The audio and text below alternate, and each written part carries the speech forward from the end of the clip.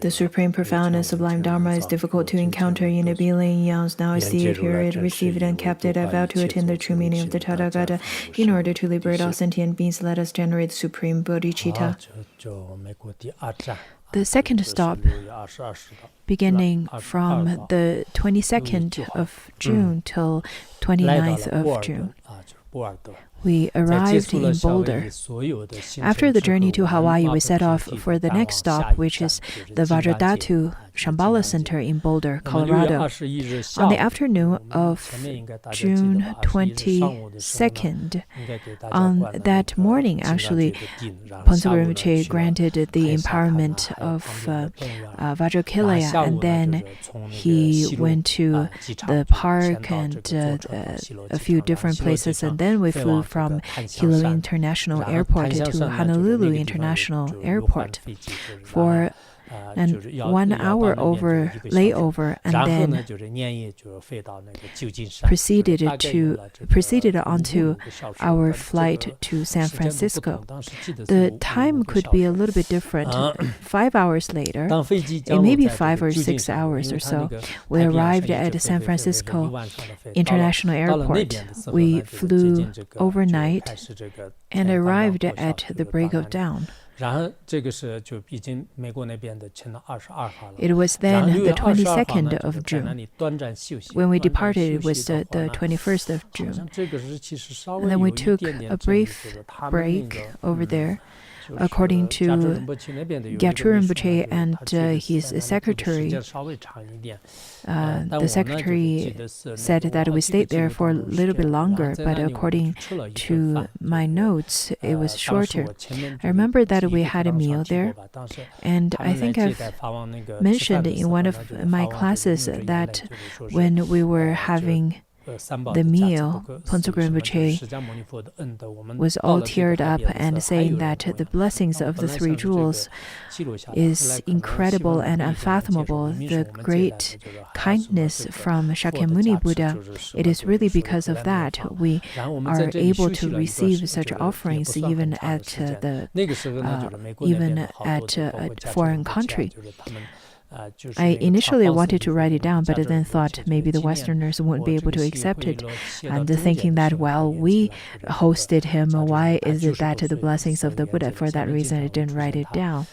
Anyhow, after resting for a brief time, at that time, Gyatso Rinpoche, the one wearing the yellow cloth, is Gyatso Rinpoche. And then Venerable Chachu Rinpoche, Linchu Rinpoche, and many others. Then we went to rest at the home of one of Gyatso Rinpoche's students in Menlo Park, where we spent the night before proceeding on to Denver the next day. I think the time was about 2 hours, 2.5 hours, crossing the continental divide and approaching the plains to the east of Denver, arriving at the previous airport, Stapleton International, which stopped running as the airport right now. I think around 1995 it stopped running as the airport. And then our final destination of Boulder was another hour's drive from there. The city of Boulder is located at the foot of the Rocky Mountains, where they meet the Great Plain. It is beautiful and a quiet city, like a giant garden full of energy and passion. Along the way, we passed through many hills, dotted with high trees and pretty houses in the various styles. I took some photos, but when we were trying to use those photos, the pics vessels were not meeting the requirement, so it couldn't use it. And then we were accommodated in Marpa House at 981 12th Street near the center of Boulder. This was a residential Dharma center of Vajradhatu in Colorado at the time, and many great lamas who had come to Boulder to teach the Dharma and had stayed there.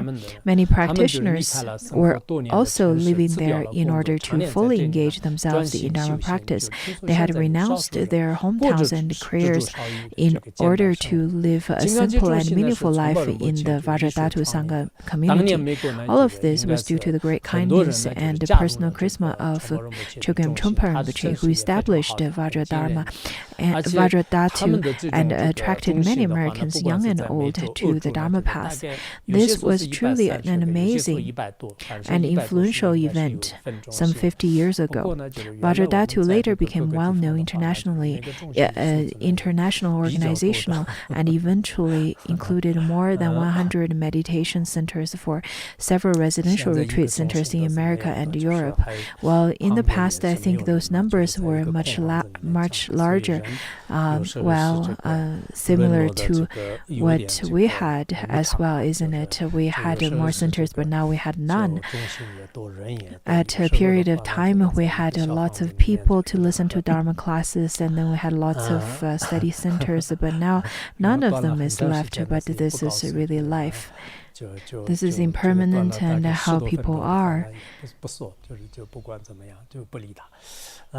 就像这样的，就是现在许多地方呢，就是建有这个就是修行语言呢，就是many of those places have different centers, different meditation centers, and considered as one of the largest Buddhist organizations in the U.S.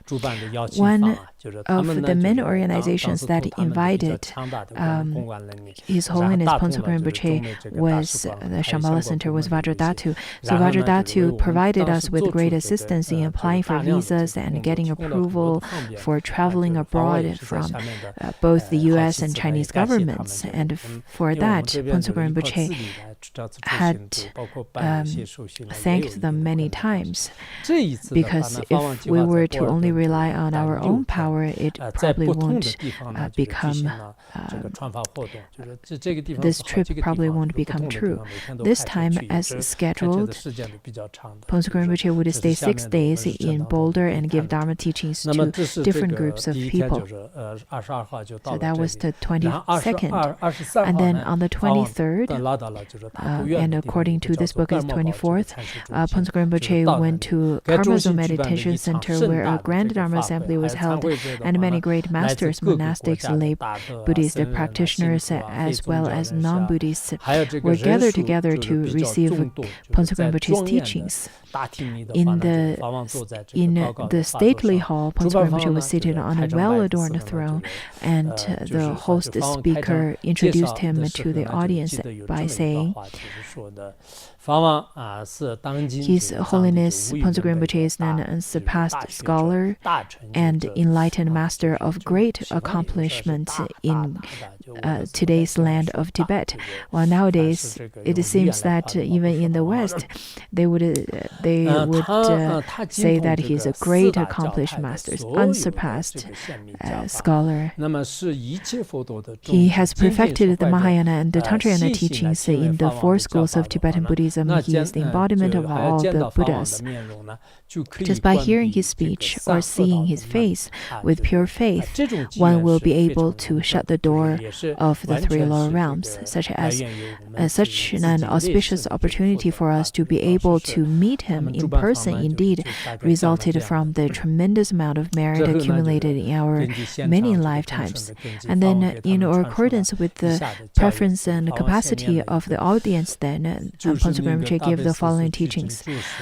With your great compassion, you embraced this turbulent and degenerated world and made 500 mighty aspirations as exalted as the white lotus. Whoever hears your name shall never return to samsara. Most compassionate teacher, Lord Buddha Shakyamuni, to you I pay homage. Starting from this verse of praise and supplication to Shakyamuni Buddha, I pay homage to my heart deity and set my altruistic motivation for giving this teaching. And then he continued to say that today I would like to share with you the essence of Buddhadharma, the Buddhist view of the vast and pervasive compassion which is not inconsistent with any other religious tradition in this world, such as Christianity. There are several important reasons for me to give this teaching in the West. I have established the same view in the land of snows, namely that there is no inconsistency among the four major schools and many other minor branches in Tibetan Buddhism. Indeed, Phuntsok Rinpoche promoted unity within the different major and branch schools of Buddhism in Tibet, because there used to be different ideas and some contradictory opinions and so on. But because of Phuntsok Rinpoche, such kind of union of Buddhism in the land of snows is much far surpassed that of the previous times. Certainly, all capable masters and upholders of the Buddhadharma have the unshakable responsibility to establish and explain this key point concerning the similarities of the major traditions of Tibetan Buddhism. Personally, I have taken it even a step further. I have engaged in actual practice to bring all different schools and traditions together. As a result, now in Tibet, the upholders and masters of all different lineages enjoy a harmonious and cohesive relationship, and their followers embrace the non-sectarian understandings of the various teachings and practices that developed in Tibet. That is why all the different schools and different kinds of masters of different lineages pay great veneration to Phuntsok Rinpoche, including in our mandala over here, there are different schools represented over there. Given such a satisfactory result, I've been acknowledged for this by many great masters. Now that as I come to the West, I feel it is necessary for me to elaborate on this idea again, letting people understand that the four major religious traditions thriving on this planet, as well as many minor religions, indeed lead to the same ultimate understanding. When Phuntsok Rinpoche went to the West, he really wished that all kinds of religions would be able to harmoniously interact with one another. To be specific, every religious tradition unanimously advocates for not harming living beings and additionally benefiting sentient beings to the best of their ability. If all religious followers, such as those of the four major religious traditions, can uphold the same view and perform the same code of conduct, then the peace of the whole world, the fundamental issue that everyone cares about most, can be actualized without hindrance. And everywhere on earth will be blessed with the ease and happiness. This is no doubt that all religions share the same purpose for the benefit of the world. Now I will talk about the view from the perspective of Buddhism. Some may wonder, why does one need to actualize the teaching taught by the Buddha? The Buddha himself answered this question. Dharma practice serves the purpose of avoiding all non-virtuous and cultivating that is virtuous. This answer encompasses the essence of Buddha's teaching.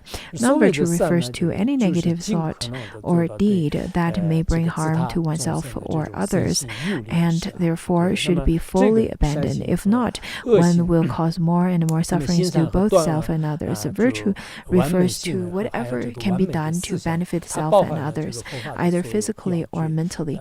As such, abandoning non-virtue and embracing virtue are the perfect conduct and a perfect thought that encompasses all key instructions in Buddhism. And then he continued to elaborate on the perfect conduct, and then later the perfect thought.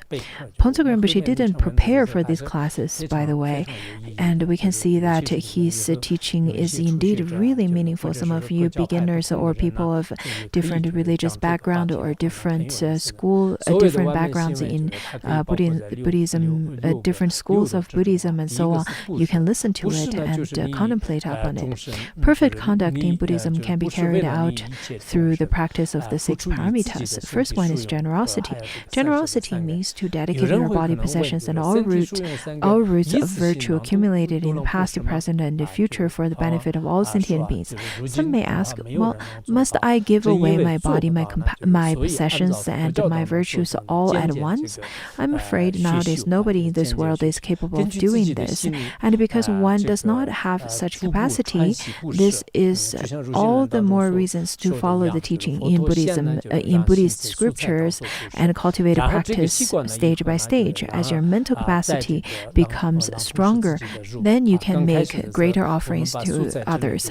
As it is said in Shantideva's The Way of a Bodhisattva, our guide instructs us to begin by giving lesser things such as vegetable greens. So at the beginning, we should train to offer simple, small amounts of good, and then slowly and slowly, you will be able to give away more valuable things, including clothing, belongings, and eventually, it may even be possible to donate to your spouse and children to benefit the other living beings. Such practice is essential to you.